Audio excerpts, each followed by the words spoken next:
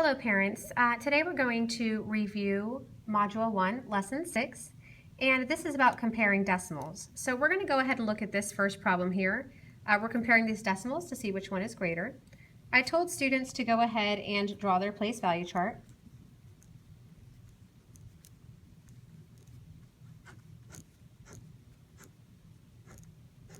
Actually, this one should be a little longer. Okay.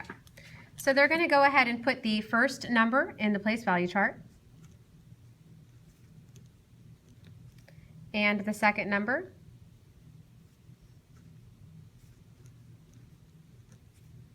I told them to go ahead and start from left to right just as they did last year with their whole numbers. Since in the ones place these two numbers are the same, they can go ahead and cross that out. The next column in the tenths place, these are the same, so we can cross that out. But in the hundredths place, we have two different numbers. The larger of the two numbers is the 1, so that means that this is our larger number.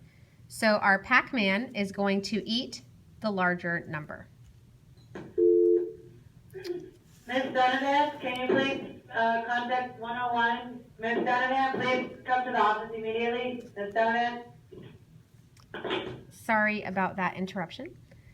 Our second example is comparing decimals but in fraction form. So some students after the first example asked me, do I have to put it in the place value chart?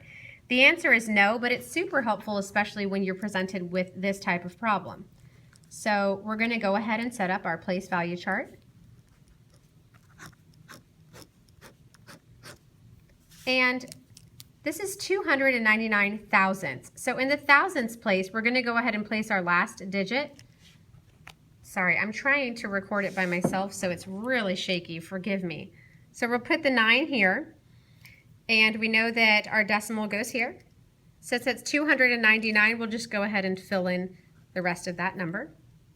Our other number is 3/10, so the 3 goes in the tenths place, and we're comparing these two numbers. We'll start with our first row, and right off the bat, we see that one is larger than the other. So since 3 is larger than 2, we can go ahead and determine our bigger number is 3/10. So our Pac-Man will eat the bigger number.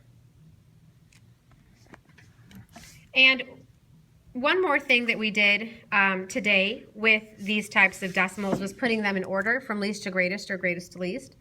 So we'll look at this order.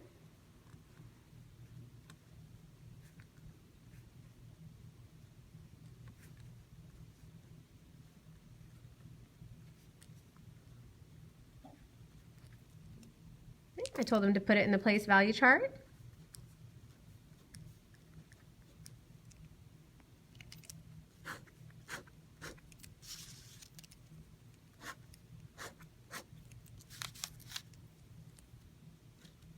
And we'll go ahead and put in our first number,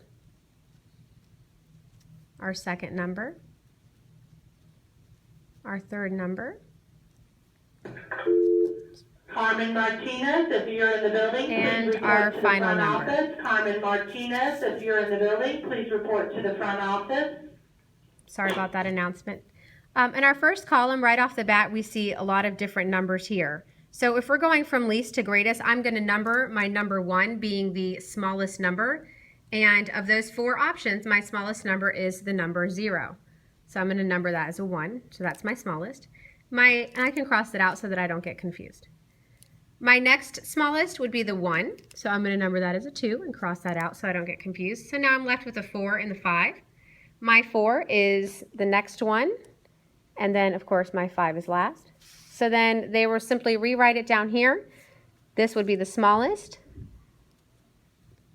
followed by this one, followed by this one, and followed by this one.